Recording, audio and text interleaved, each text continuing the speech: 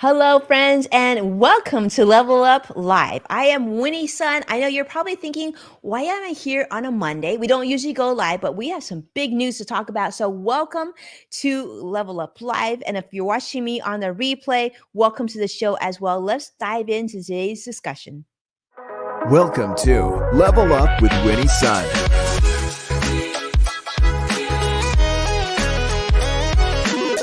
Market update. Speed round. Award-winning financial pro.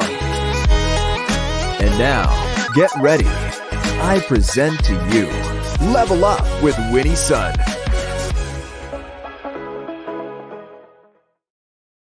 Hello, friends. Welcome to Level Up, and I have news to share with you today.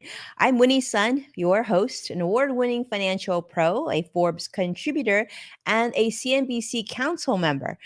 Here on the show, we always want to keep you on top of the latest and most relevant business news. And let me just tell you, the last few days have been crazy here. We've had so much news coming out, mainly from Silicon Valley Bank. So I'm going to be sharing that in just a moment.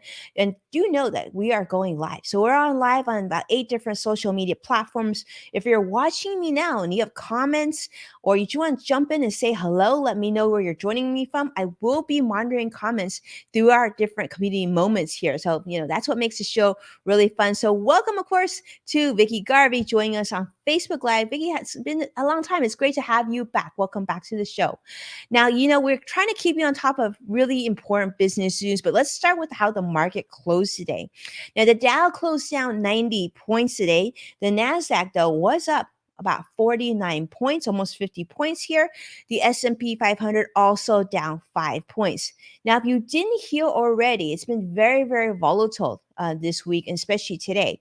Now, we do know that the Federal Reserve, is going to be releasing news about another interest rate hike this month. Now, that'll occur between the date, we're expecting the announcement to occur on March 21st to the 22nd, coming out of the Washington, D.C. This is according to the Federal Open Market meeting. Now, a lot of people are saying that just a few weeks ago that this was going to probably be a 50 basis points or 0.5% rate hike for the month of March.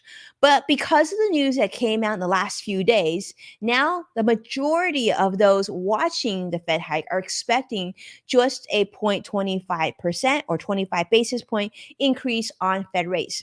Now, you may be wondering why that is. Why is it that the Fed rate will increase, but not as much as previously thought? Just a few weeks ago, has Fed Chairman Jerome Powell made a complete 180 and maybe just thinking that inflation's better, and so we don't need to increase rates just as rapidly?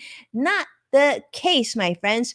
The biggest news, if you haven't seen this already, is regarding a bank called Silicon Valley Bank. In fact, it wasn't the only bank. There's also a couple other banks that are being mentioned on social media as well as financial news the last few days. But I'm going to just talk about Silicon Valley Bank in particular, or SVB. Some people are calling it as well.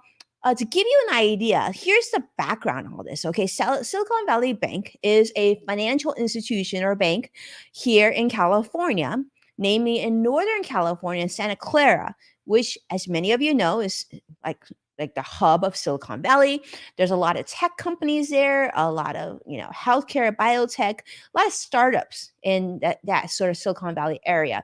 Headquarters is in a city called Santa Clara, and they're known for financing some of the biggest tech startups, right? Prominent startups.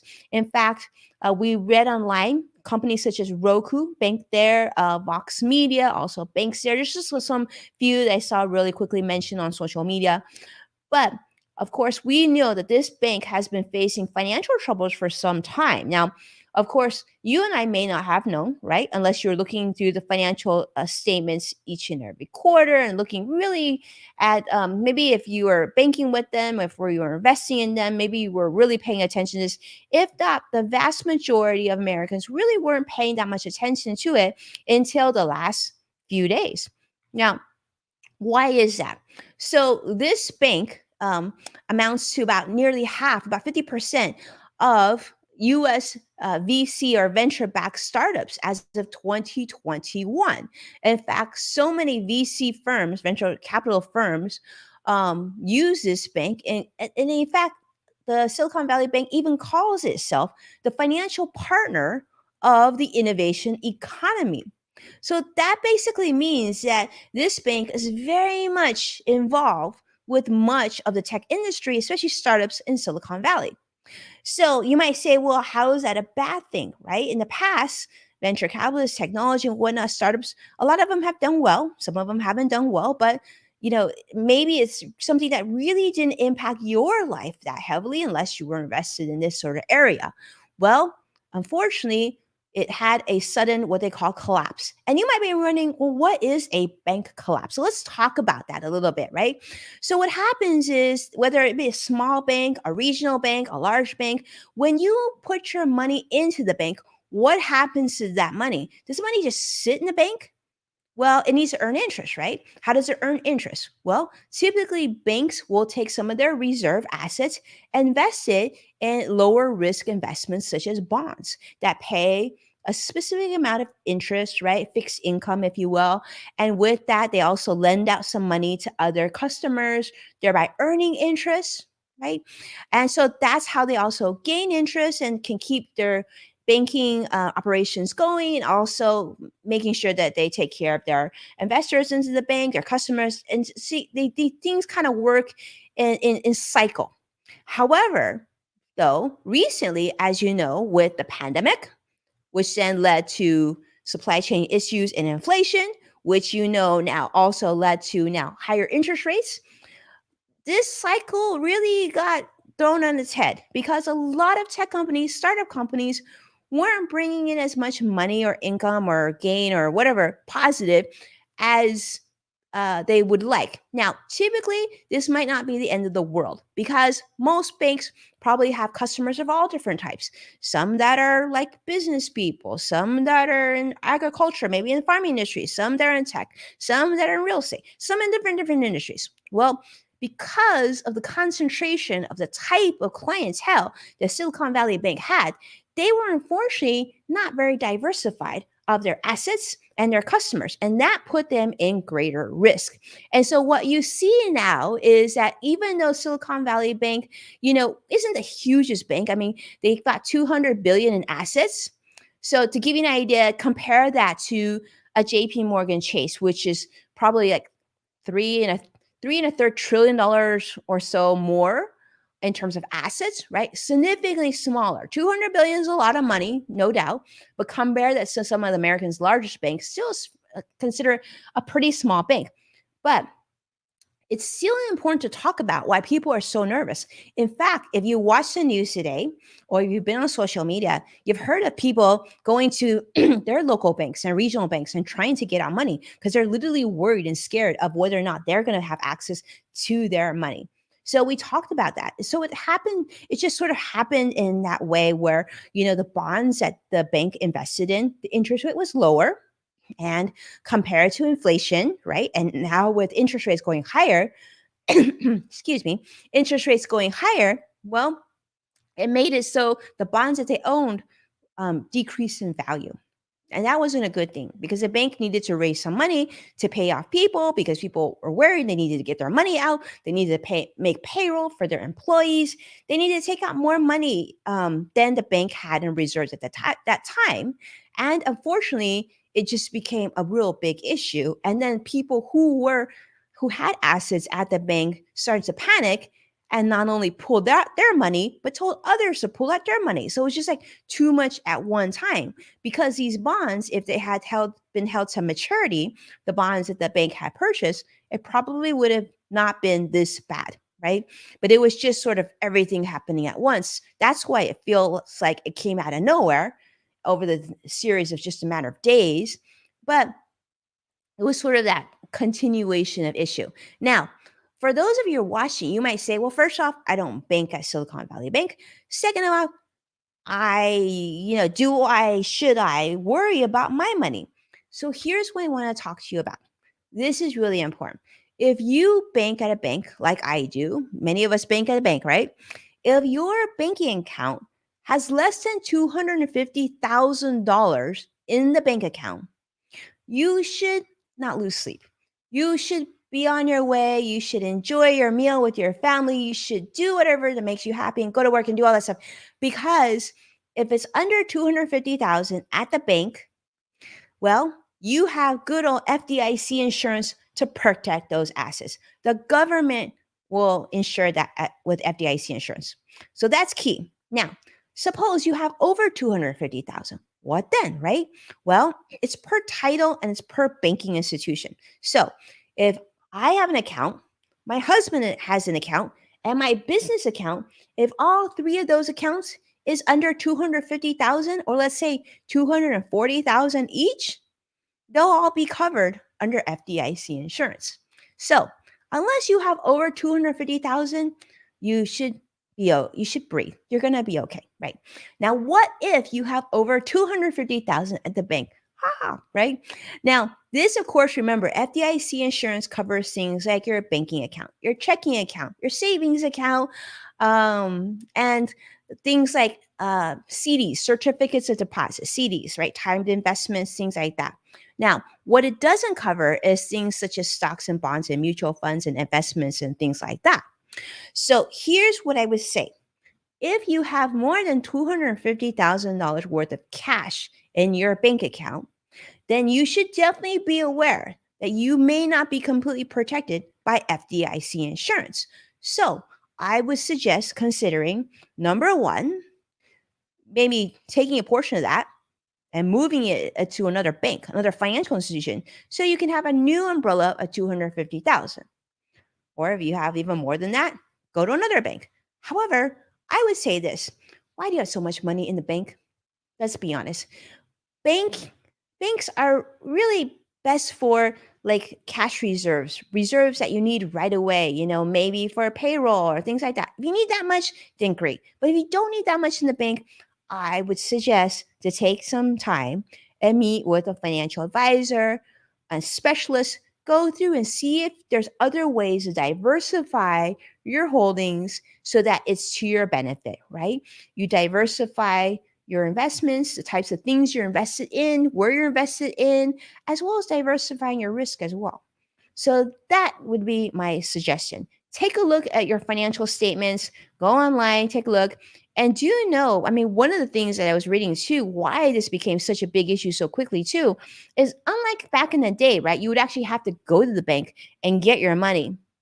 That sort of like a lot of people would go to the bank and grab their money. So that would sort of be like the old school bank run. But nowadays it's so easy. People go on technology, they just transfer money out, right? Through like online banking or ACH or Zelle or something like that. And boom, the money goes out. And so it sped up how quickly the money started to leave this particular financial institution. And this isn't the only one. There's others as well. And in fact, we're seeing today on from the financial markets, on social media, a lot of people are looking at other regional banks and whatnot. Now, I want to continue on this conversation because this is really important. So now you know you have less than 250,000, you can breathe a sign of relief. Make sure just to check how your account is titled, right?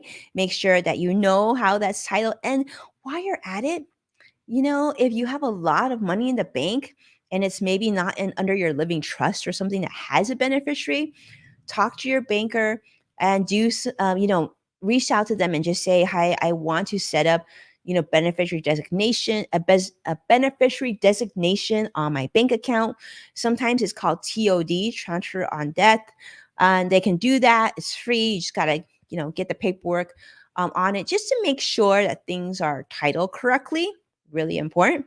But with that, there's going to be probably more news in the coming days. You saw President Biden come out today talking about we're going to make everybody whole. And so for those who are at Silicon Valley Bank, and if you had more than 250,000, you shouldn't worry so much because the Biden administration said that they're going to cover all of the cash reserves. So that should put people at ease. So the regulators are going to come out, make things whole. And this is really important to know. So we saw this in 2008 when Washington Mutual was actually the first big bank to collapse. That was in 2008. Silicon Valley Bank is number 2. There's a couple others that you're going to be reading about probably in the coming days as well. We'll share this if it becomes even more meaningful for us to talk to you about on the show.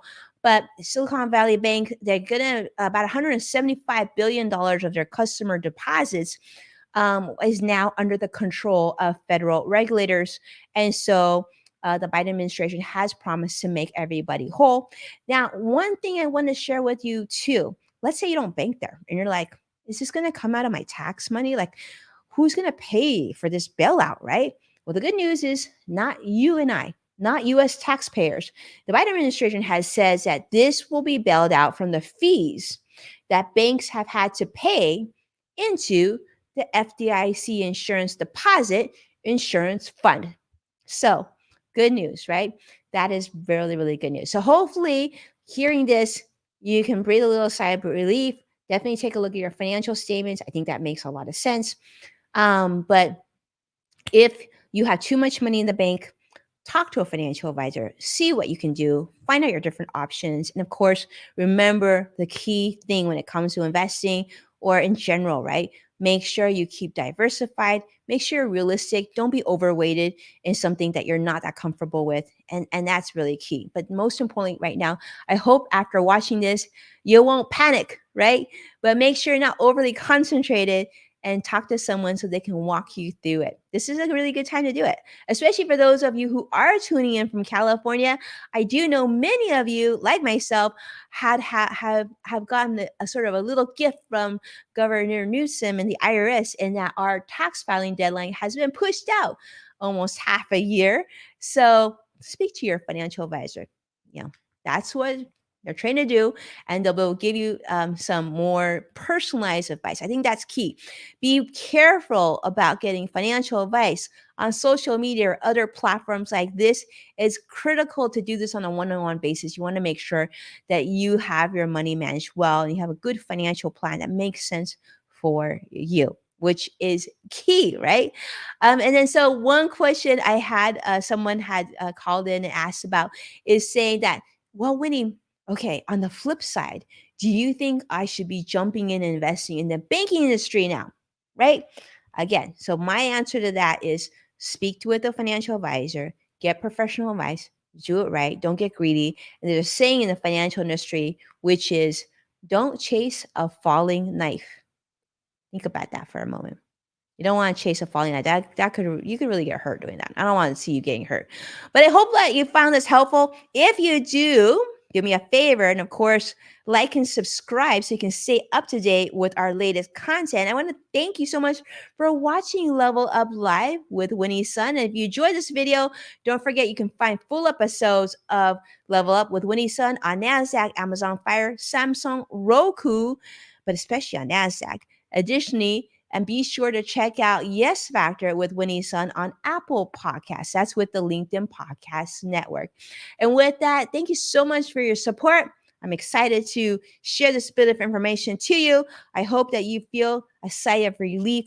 Do know I do suspect more banking news like Silicon Valley Bank to come out in the next few days. So do not panic, but take a look at what you have. I think that's key. Make sure you understand FDIC insurance and all that. And if you're not sure, you can actually check out FDIC.gov for more information and more details.